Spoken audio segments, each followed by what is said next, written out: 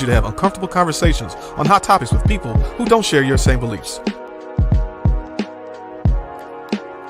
Your host, Katrina Esau, Sabrina Protic, Ricky Burney, and Walter Parker. Now let's get ready to have that conversation. Uncomfortable Conversations is powered by the Trendsetter Mentor Group, an exclusive membership for mentorship on Facebook.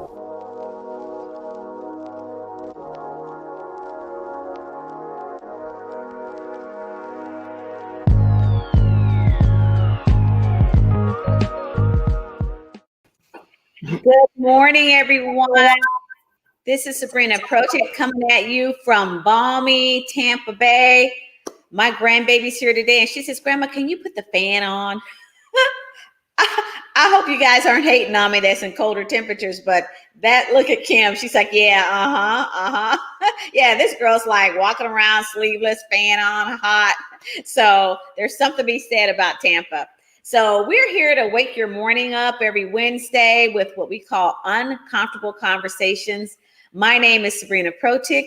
I am a life and financial coach, author of the book Growing Ageless, Think Young and Live Younger. And our mission is each week to encourage, inspire, equip, and empower our listeners and viewers to have uncomfortable conversations on personal and social issues that impact our lives.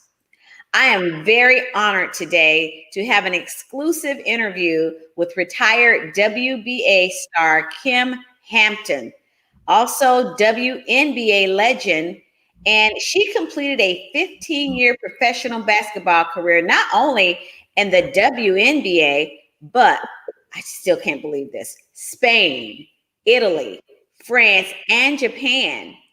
The transition is natural because the world of Kim has always been a stage.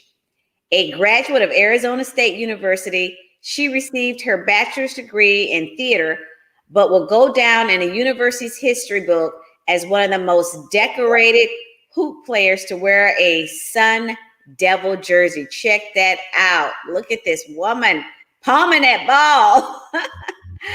Kim has always loved music and acting. She was a regular at a nightclub called Insomnia in Italy. The multi-talented Hampton has always had the opportunity to grace television and film world during guest appearances on shows such as The Cosby Show, Rosie, NBA TV, The Bobby Flay Show, which I love. The Bobby Flay, did you win? I don't know. We have to talk about that. You did. Oh, wow. And Celebrity Wheel of Fortune. Her film experience includes Juwanna Mann. I saw that. It was so funny. And She Hate Me So Far. During Kim's WNBA career, and since then, she's become a plus-size model in fashion as well as cosmetics. She is an original CoverGirl Queen Collection model featured in a nationwide commercial.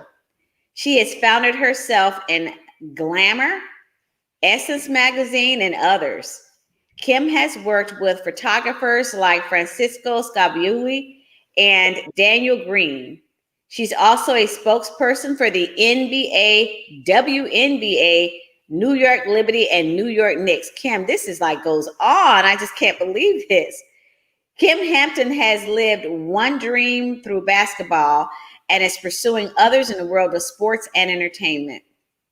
As a person who's always worked to reach goals and follow her dreams, she also encourages everyone to do the same, especially our young people. Two of her favorite sayings are, and I'm going to read this quote, "Be the best you that you can be." And her other quote is, "As adults, we must lead with our actions, not our words." Tell my kids that all the time. Welcome to the show, Kim. I know we're just getting you in because that was a lot to say. Welcome to Uncomfortable Conversations. Thank you. Thank you for having me, and happy holidays to everyone out there. Well, thank you. You know, your website describes you as this, and I am going to read this because this is straight from your website. A sports and entertainment professional with a passion for music, acting, and public speaking. Vibrant personality with a passion for brand representation. motivating the leaders of tomorrow through motivational speeches and entertaining the masses through the gift of song.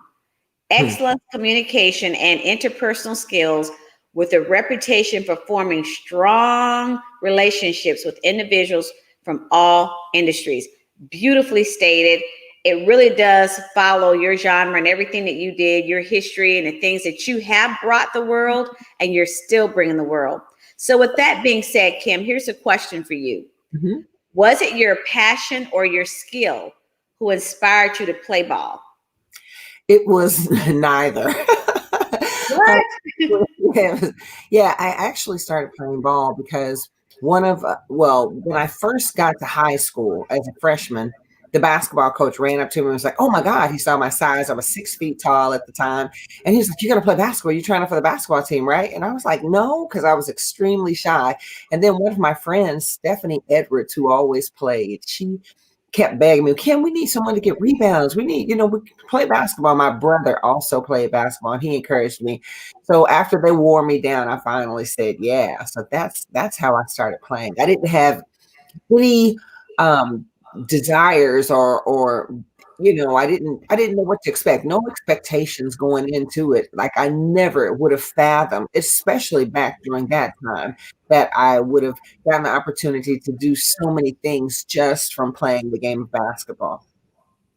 That's wonderful because most athletes will tell you, but when I was 6 years old, I was at the hoop and I had, this burning desire and that was their vision and their goal. I think about people like Kobe Bryant, he would tell, followed him and, he was young. I mean, when he was a teenager, he was just shooting hoop after hoop after hoop. And here you just had that natural skill and that natural talent, and you had to be coaxed into it. So that's you didn't wake up and say, "Mommy, I want to be a basketball."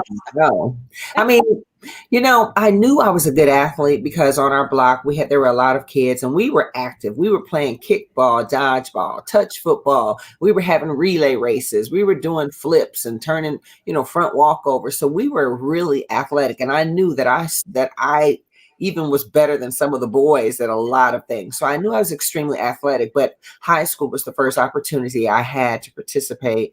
Well, it wasn't the first opportunity I had, but that was the time. I guess the timing was perfect. It was right when it was introduced to me. Well, and I want to kind of comment on that. Kids are so much into technology now, but you know what? We spent most of our time outside, and Mama said, "Don't come in this house," right? And Yeah. what do? We played kickball and dodgeball and basketball. Anything you could do with a ball. I even played football as a girl. You were out there, I'm sure, running some plays, with the boys. And that's what we did. Look at how the talent was grown. So I want to say, we really need to, get back into some of those natural things for our young people, and focus on inspiring the young people, because there's just a whole new world out there. I'm all about technology, but let's get outside and sweat a little bit, right? Balance. Balance. It's about balance. We need to have that. So listen, we want to start out with your honors in sports. So let's see some pictures, and we want to honor you for what you've done. Oh, thank you. Wow. Yes. We're going to have you come up here in a minute. And that's so let's go at, so you did Kentucky High School Hall of Fame inductee, starting center for both Kentucky and Kentucky East West All-Stars team. You also did Kentucky State record in shot plus 4 foot 4 inches, Arizona State University, hanging on a number 32 jersey as well. So I was a shot put state champion, which is that heavy iron ball. Well, that's that shot put thing. Shot put. And and the record was 46 feet and whatever you said after that. 46 feet, 4 inches. You understand what that is? Yeah. Okay, so the shot put, that's that heavy iron ball. It's that heavy iron ball that you have to toss. You usually see those big, husky, strong people, but it's that heavy, round iron ball that you And toss. what were you doing that? Well, the crazy thing and how that happened was, as a freshman, when I finished playing the basketball season and I really came on, like everyone could see my talent. I first started, I didn't even know how to dribble or shoot, but by the end of the season, I was being triple teamed because I picked it up so fast. And so the track coach asked me, he's like, "Hey, would you throw the shot put, for the team?" And I'm feeling good. It's giving me, sports and athletics is more than just a game. It's giving me confidence, and I'm feeling like, yeah, okay, I'll do that. And I remember he just kind of taught me and was teaching me how to do it. And he just saw the natural talent. Well, I was winning all of my track meets, and I ended up winning the state championship my freshman, sophomore year. I lost the state championship my junior year because of lack of focus. I'm kind of feeling myself not working as hard, but I just had an off day. And the girl that beat me just had the best day of her whole high school career. She was a senior. So I came back that senior year, and that's when I set the record, because I was like, you've got to focus. You got to stay focused. You got to want this, because I really wanted to say that I was a state champion 4 years, but I think I had to probably lose that one to remind myself that, you need to stay focused and not lose, just not lose that edge. You have to, just be on point. So Be on point. And I'm glad you're saying that for anyone that's considering athletes or they're in it now, stay focused. But anything in life, Yeah. I mean, so relatable. Sports is so relatable to life. Anything. I mean, if you want to lose weight, if you want to, get your realty license, whatever it is, if you just have to stay focused and work at it, you got to constantly remind yourself why you want to do those things. Exactly. Let's look at a few other things that you have championed. Arizona State University Sun Angel Athlete of the Year. Wow. Mm-hmm. Arizona State University Hall of Fame inductee. You rolling, girl. Mm-hmm. Arizona State University all-time leading scorer, male or female. I don't know how these guys are feeling about all that. Yeah, James Harding went there, Byron Scott. You've had some pretty heavy hitters that went there, but to their defense, I have to say, usually guys, they leave college early, and stuff like that. So, Eddie, definitely James Harding could have probably given me some problems had he stayed. As he grew into it, well, that was awesome. You were also the all-time leading rebounder, male or female, during that time too. So that you were working it, and I'm sure that this wasn't gifted to you. You worked for that. Yeah, that was 2000. I think 361 points and I think a little over 1,400 rebounds. So yeah. You know what? You know your numbers, because that's exactly what I see here. 2,361. It's amazing that you know your stuff. You know you. As a motivational speaker, I have to tell the story over and over again, and and talk about different things. So you learn it.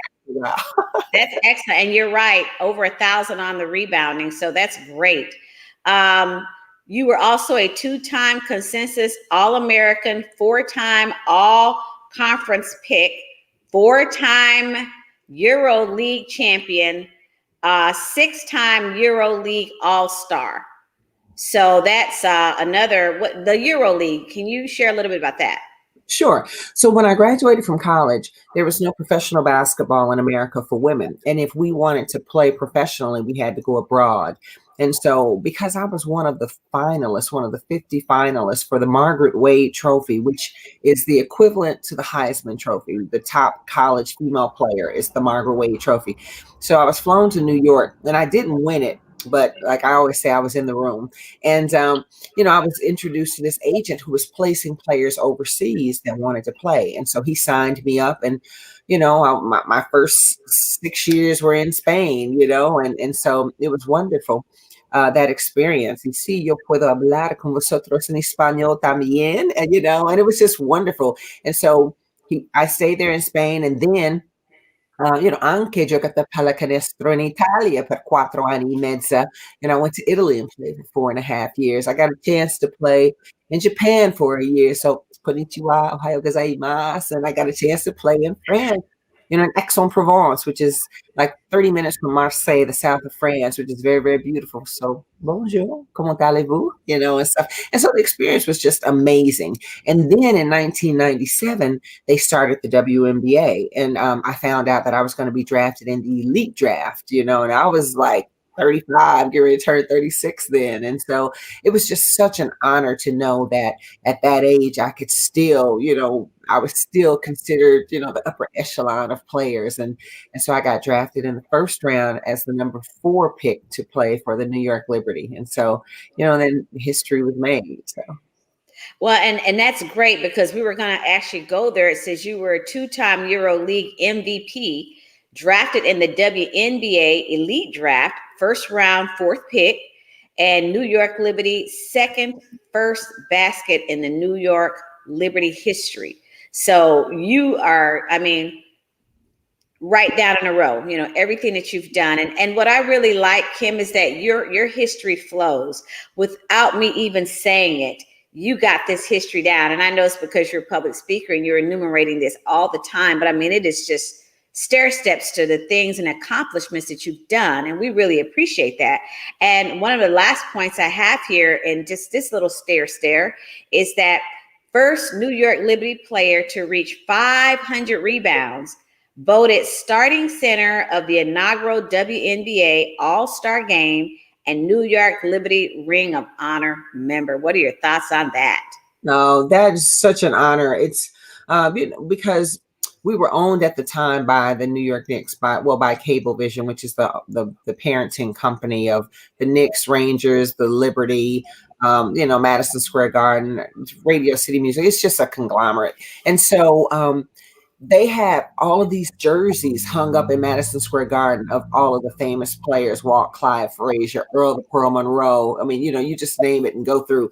And so their way of honoring us was to have a ring of honor.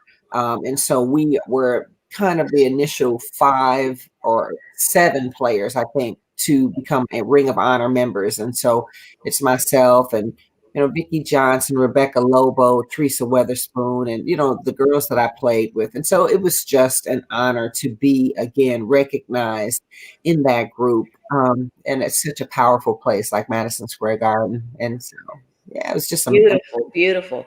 Of all of those accolades in your career, which one of those stood out the most? These are all great achievements, but in your mind, like, which one is nearest and dearest to you? It's I kind of liken them all to, well, I can, I don't have just one that stands out because they're related. They're interrelated. If you're talking just my pro career, is that what you're asking? Just the pro career, yes. These accolades that you got, the accomplishments, the Euro, Arizona State, Kentucky State, all of those, because they're big deals when they happen, to get recognized and celebrated like that. Which one of these is like, oh, I can't believe I did. I can't believe, wow. It's like, which one of these just wowed you to no end that you still are like, I did that?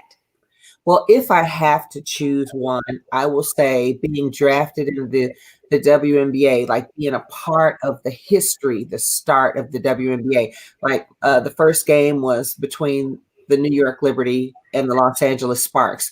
And Lisa Leslie and I were both the centers for our team. She was LA, I was New York.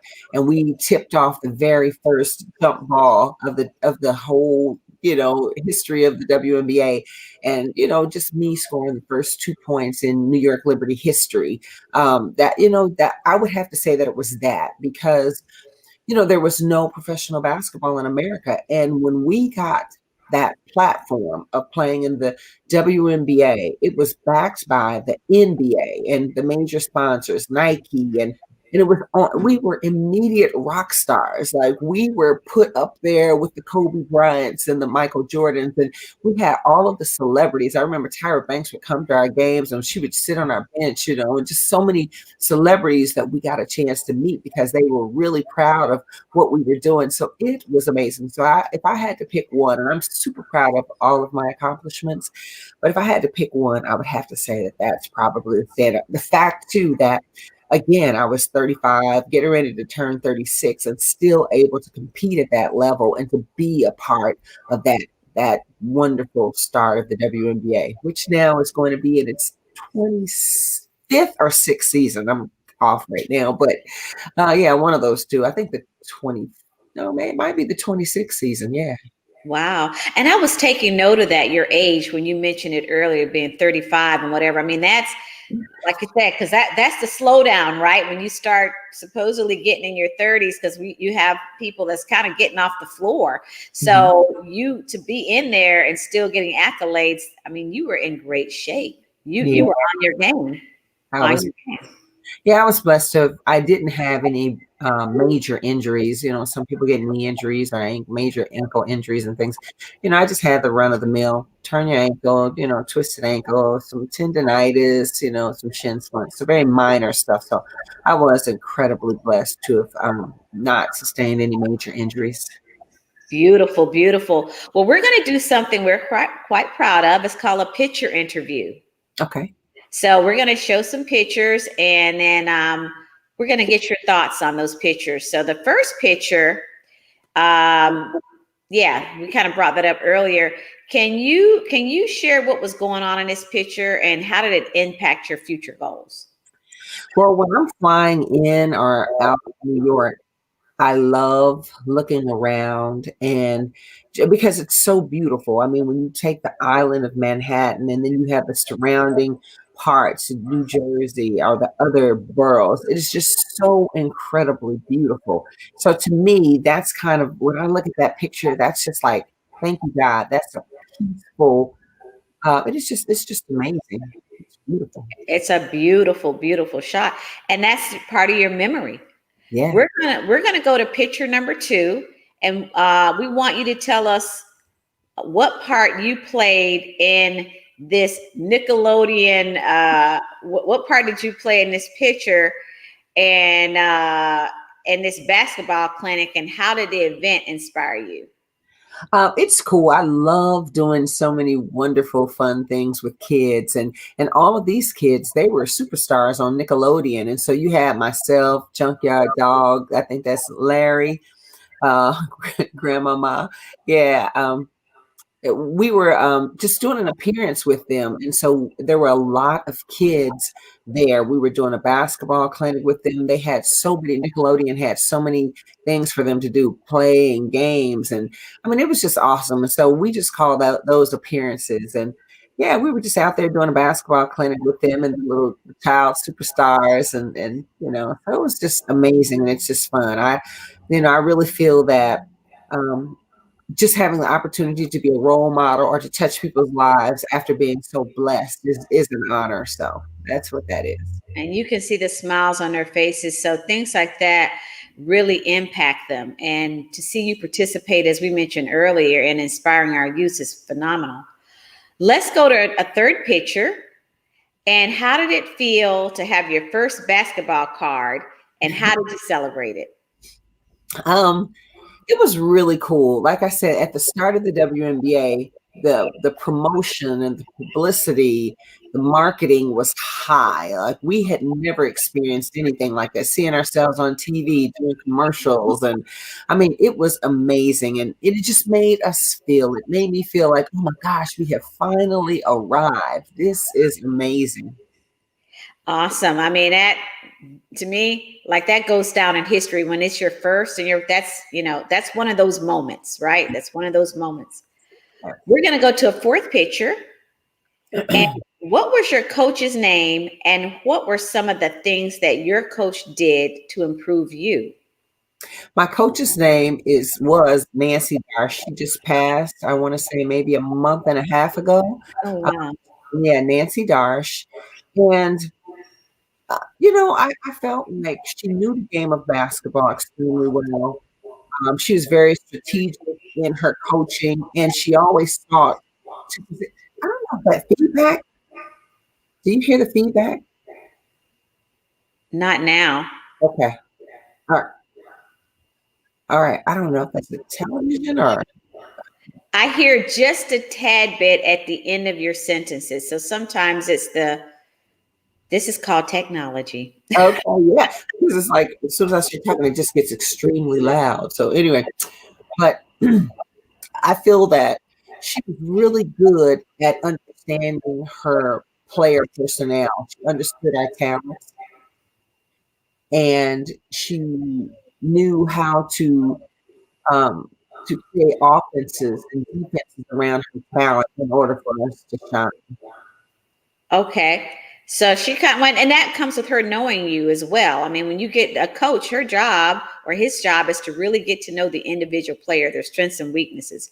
And so she contributed to who you are. And just you may want to turn your speakers down or just a little bit. Maybe that's where some of that kickback might be coming from.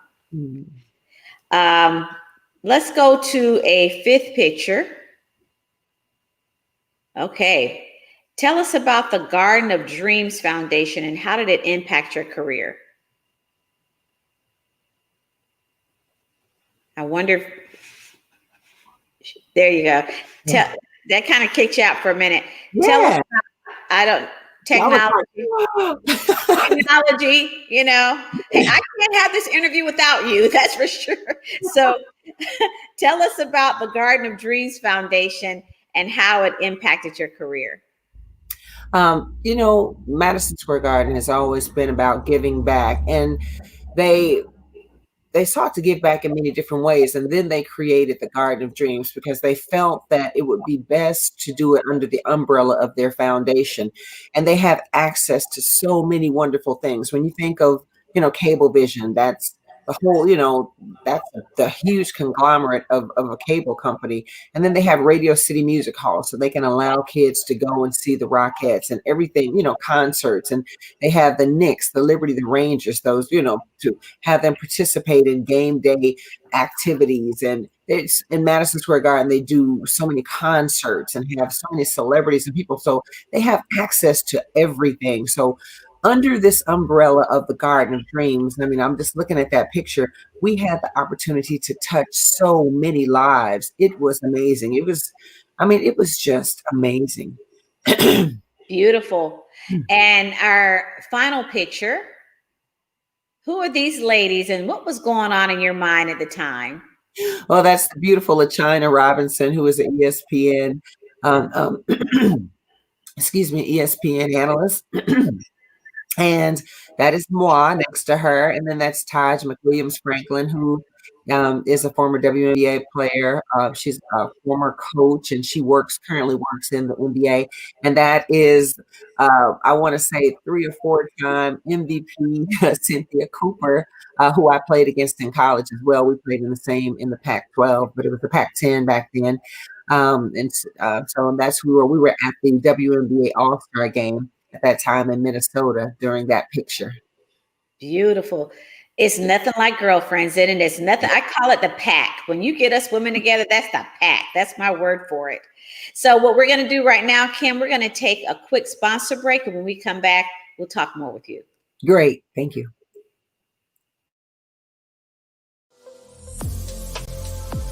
Uncomfortable Conversations Talk Radio is sponsored by the Trendsetter Mentor Group, an exclusive membership for mentorship. You can follow all our hosts on Facebook. Search Trendsetter Mentor Group and join. Now back to the show.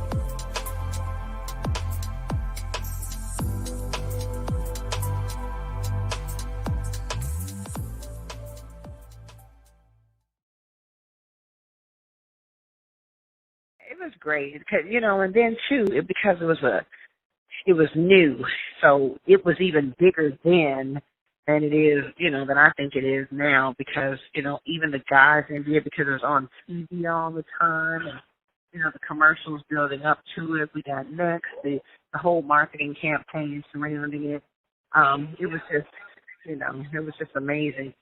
So, I mean, and it was just amazing to be at the first. You know, again, me and Lisa Leslie did the first ever jump ball, you know, because LA and New York were the first two teams to play. And we played on CBS, national television. You know, the world was watching, and it was just amazing. You know, it's an ongoing process. You know, it's been kind of tough, and it kind of ebbs and flows because I've had a job in corporate America working in the front office with the New York Liberty. But for me, I find that that's not where my passion lies. So I think it's finding your passion, and then trying to earn, you know, and then earning a living at doing what it is that you love to do, what it is that you want to do versus just having to have a job just to survive. And so that's been the tough part for me. Just, you know, really trying to monetize, you know, doing the things that I love to do. So it's an ongoing transitional part, you know. Beautiful, beautiful. I love those words, doing the things that you love to do and finding a way to monetize that. I wish more people would follow their dreams and their passions. We'd have a much happier society.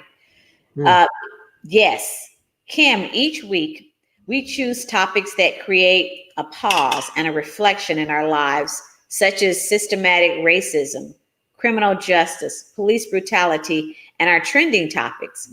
Our topic of conversation today is on an article that was written in Gender Equality in Sports.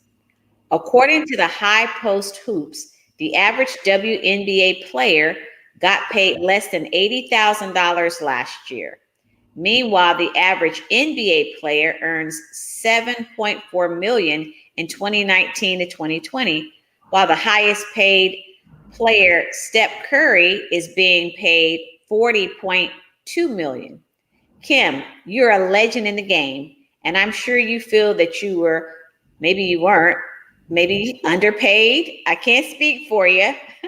How do you have this uncomfortable conversation on this topic when you're communicating with other players, managers, and owners about pay? Well, I think with all conversations, it's about being educated on the topic and understanding a lot of the underlying reasons behind things. It's right at this point, you cannot compare the WNBA to the NBA because the NBA has been in existence for over 90 years now. They're rolling up on 100.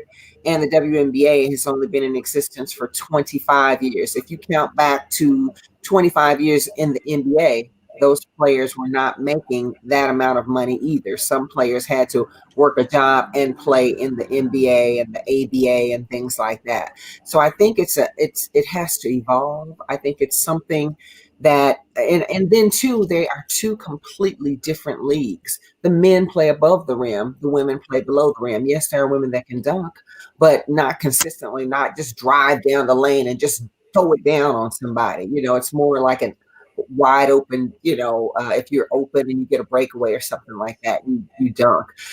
You know, so there are a lot of differences and you have to market them very differently. The NBA is incredibly spectacular, whereas the women, it just shows their tech, you know, their technique technologically, not technologically, their technique is so sound, excuse me. They're, you know, that, you know, like they're great shooters and great passers and, you know, and things like that. So that's the excitement that they bring. It's more of a team sport when you talk about the WNBA. So they're two, it's different.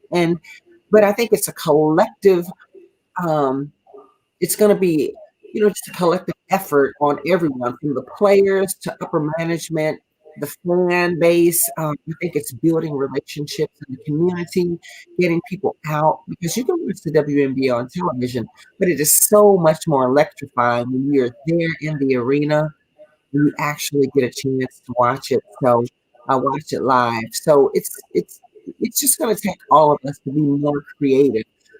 There's still not a day that goes by that people don't recognize myself, my teammates, because that's when the WNBA was most publicized. And I think the WNBA is going to have to find a way to incorporate us and to utilize us to help and continue to grow the brand. And because these women, I mean, the talent is getting, I mean, every year it's just kind of like, oh my, look at that. Look what she did. Like, oh my goodness.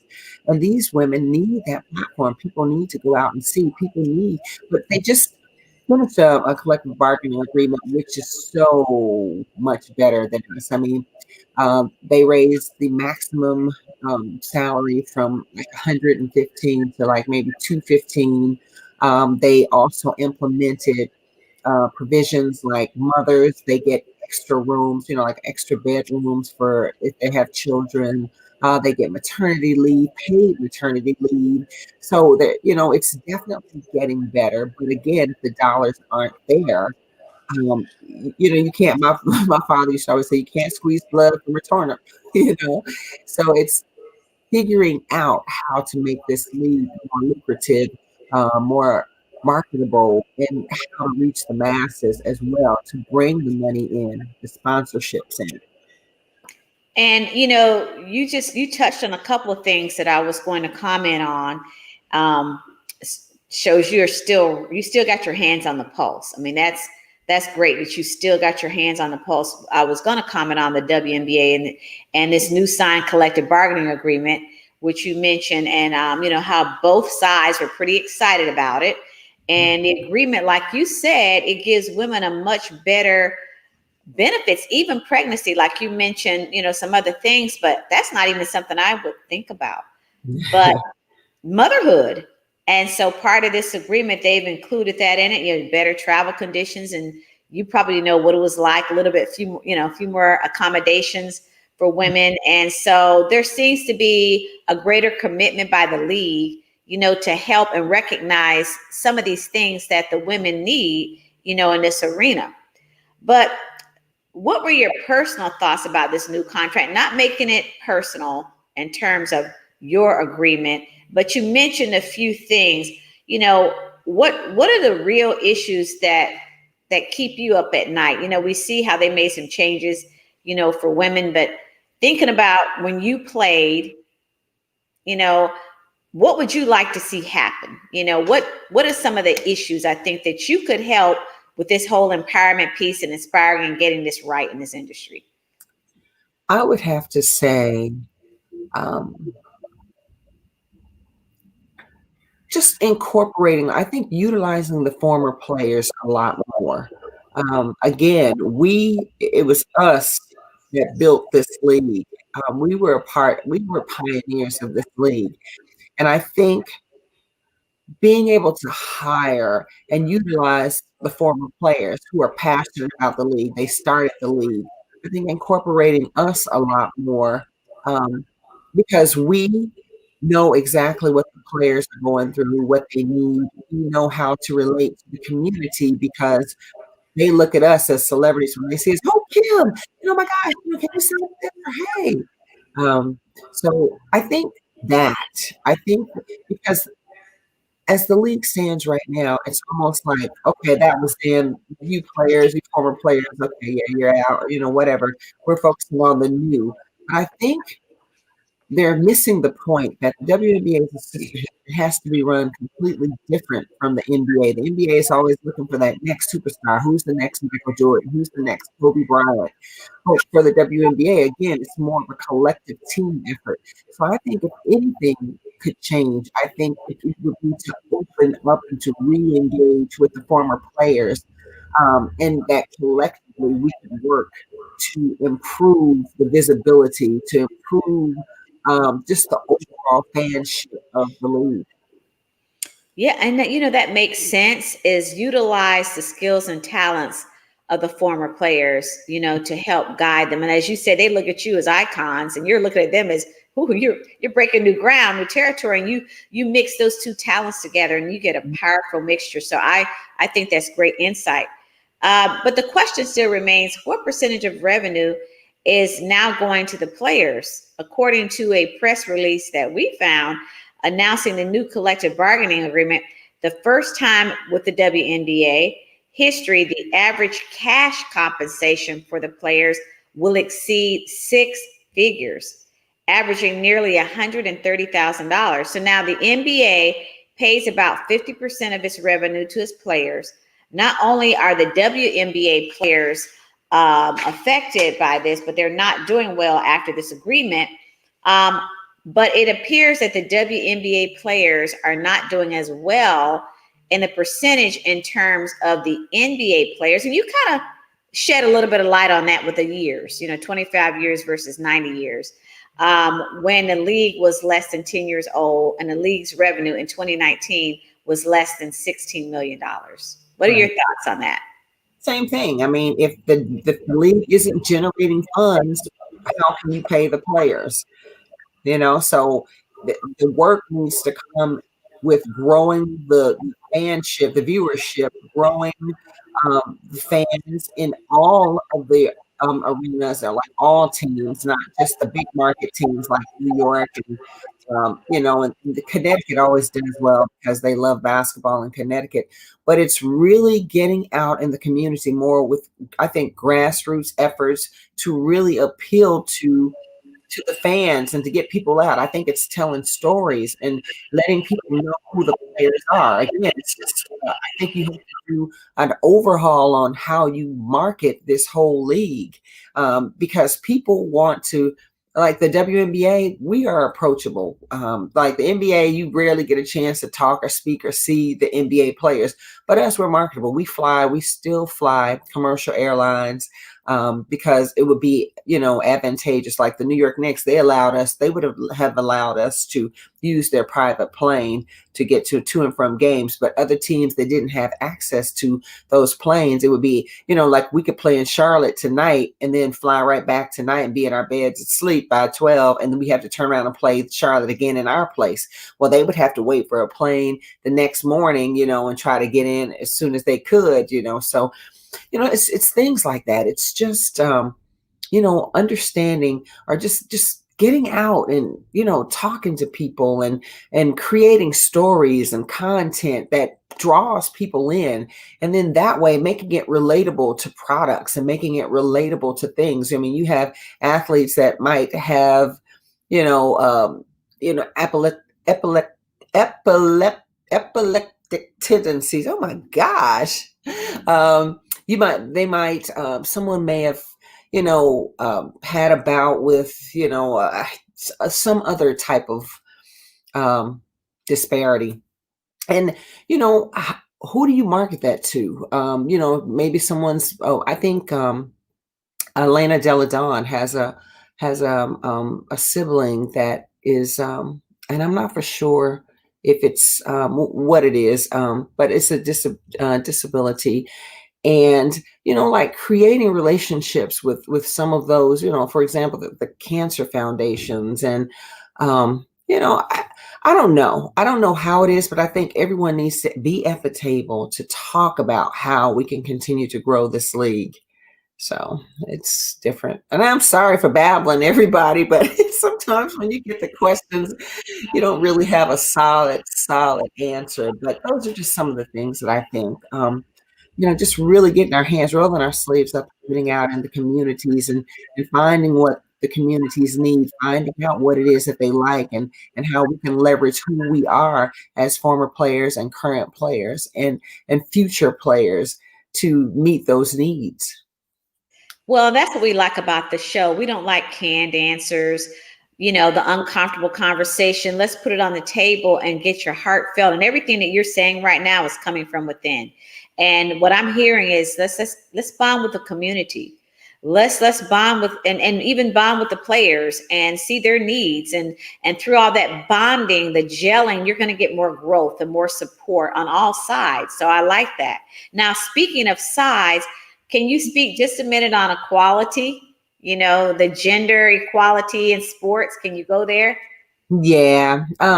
It's, gosh, 2020 has been so incredible for self-reflection, I think growth and just having people really take the time to reevaluate their lives and say, wait a minute, what am I doing? And this isn't it. And, and just having to come up with creative ways. I mean, the start of the year, I always say, at the beginning of each new year, we look forward to the new year, and we have high expectations of what the new year will bring. But just 2 short months into this new year, devastation happened. The COVID-19 virus happened, and people were dying. Hundreds of thousands of people were losing their lives. Millions of people contracted that.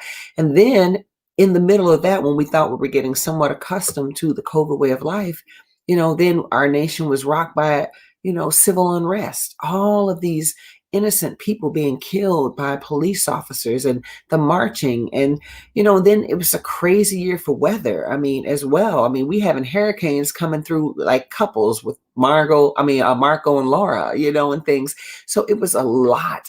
And then the whole world shut down. I mean, no one could go anywhere or do anything. The things that we normally took for granted, going to the store anytime you wanted to, just to pop in and pop out. No, in New York, I don't know about anywhere else, but every time you wanted to go to the grocery store, it was always like a 3 to 4 hour ordeal, because you would have to stand in line for maybe an hour and a half, hour and a half, sometimes 2, depending on the store.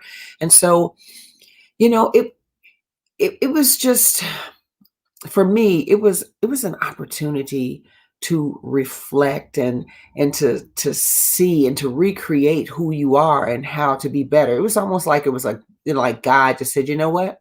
I'm not liking the way this is going. I'm not liking the way life is going. And this is going to be a pandemic. This is going to be a global thing, because I need everyone to be more conscious. I need everyone to stop, just their wheels are just spinning, but just to stop and reflect. When have we ever spent as much time with family? We're playing board games, watching movies together, I mean, so for me this year, it was a lot of dis-ease, I'll say, but it was a lot of wonderful things that came out of this. And if you really took the time to look at yourself and to stop and to think and reflect, I mean, it could be marvelous moving forward.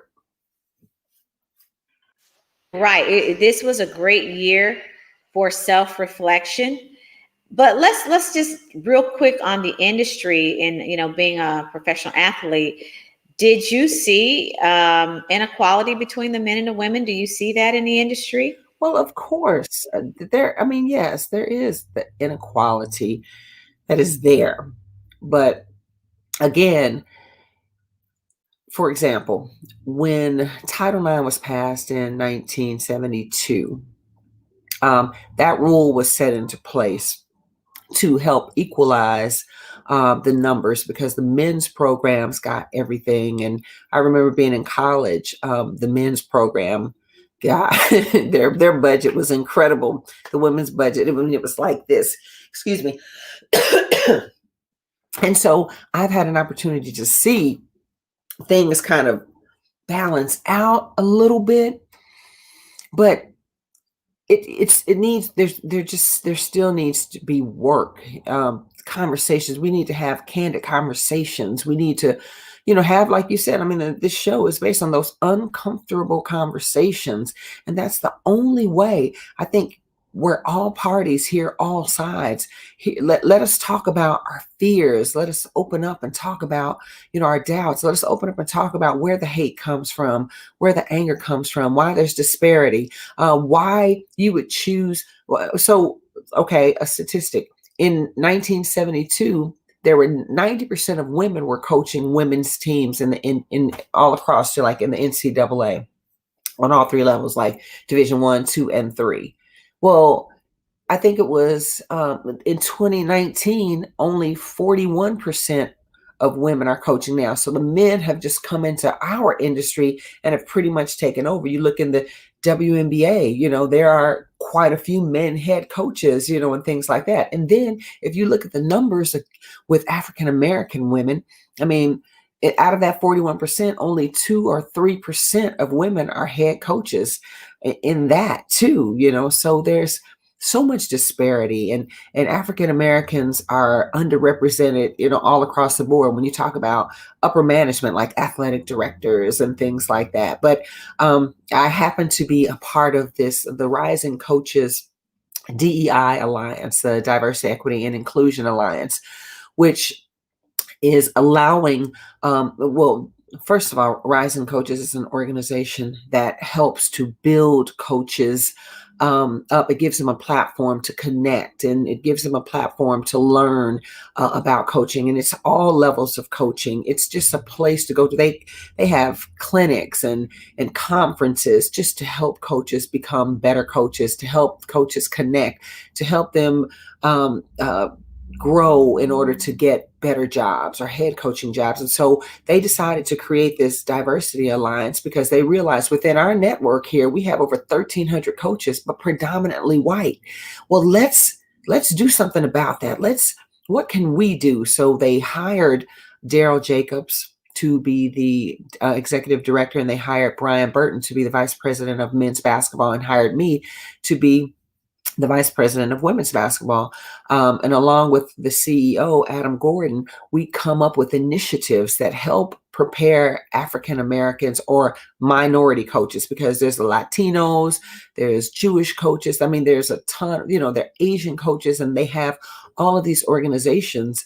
And so we want to engage them. We want to teach them, like the Next Step initiative is one, and that teaches minority coaches how to interview for these major jobs, head coaching jobs, Power 5 jobs. And so that's just the difference, because sometimes those underrepresented groups are not privy to understanding how to interview, answer questions and things like that. And they're not as comfortable being on those stages. So that's what we're doing. And it's going to take a lot of that. It's going to take a lot of organizations and groups just being willing to have those uncomfortable conversations, just to say, why are we not hiring more women as athletic directors? Why are we not hiring more people of color?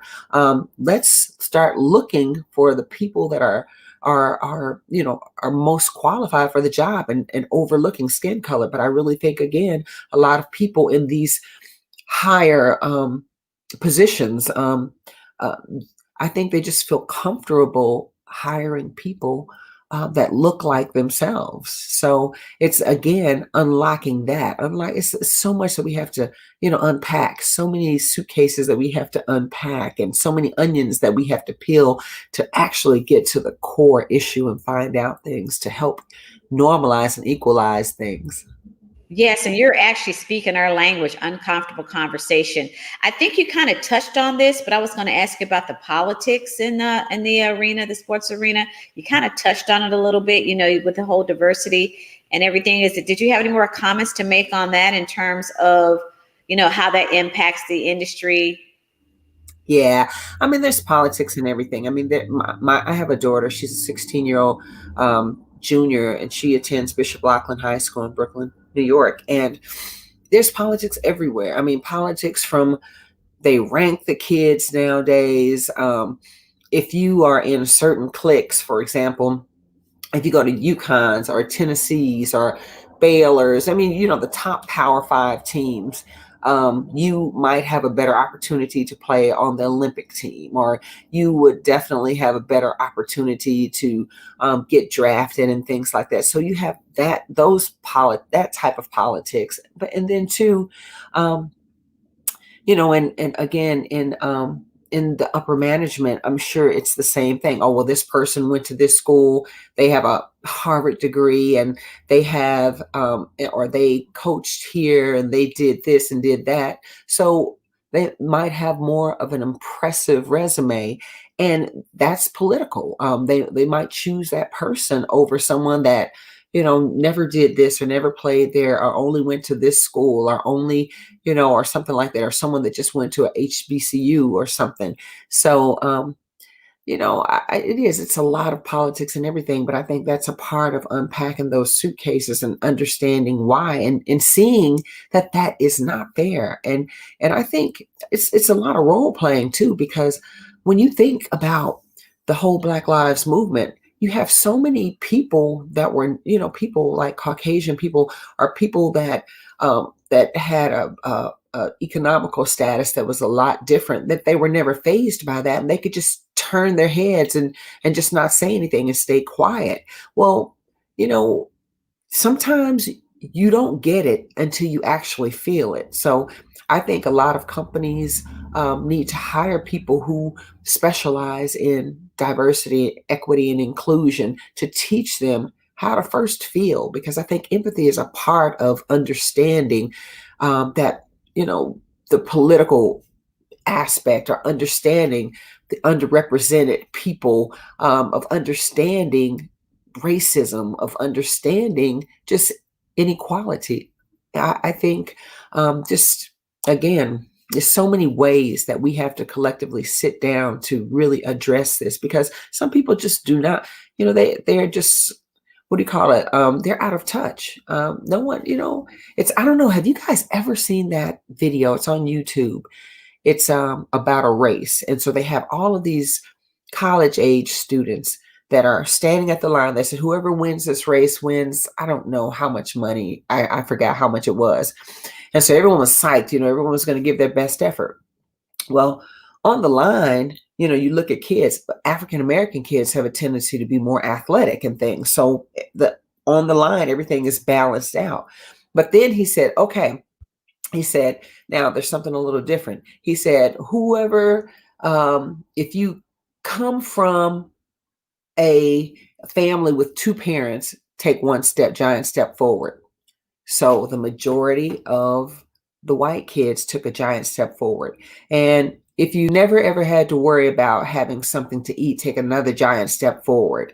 And if you've never had to miss school because of something, he just started listing all of these things that pretty much affected the African-American community. So he says, all right, now we're going to start the race. So he was basically saying, this is how life is. When you talk about politics, when you talk about the advantage, like Caucasian people having, advantages in life, whether it's getting in school, but that's how it lines up. So if you guys get a chance, please look that up, show your viewers, because it is so powerful that starting out, African-American people are already at a disadvantage, just starting out at the gate. We'd like to ask you to come back so we can share that, and we'll look that up. We'll do like a little picture view with you. We also had some other things we didn't get a chance to talk to you about. We run out of time. We want to talk with you more about your career. You did singing, you did modeling. Will you come back to our show? Definitely. And we have a lot of ground to cover. I'm sorry I ate up most of the time, because I can get long-winded. Well, you know what? It's about you. And we don't want to put any restrictions, because you actually have you've enlightened and empowered. Remember, that's the point of this show, to enlighten, empower, and educate, and talk about those uncomfortable conversations. And we really did cover some ground, things going on in the league. So we really need to have you back. There's more to Kim Hampton. Audience, we need to hear more about her. I have heard her sing, and I saw you model. So we maybe even do a little pictogram with that as well. So we want to thank you so much for coming on our show. We will schedule you to come back, and thank you for sharing your journey. Special thank you to our producer, Daryl A. Johnson, for always putting a winning show together, and our engineer, Alan Chafin.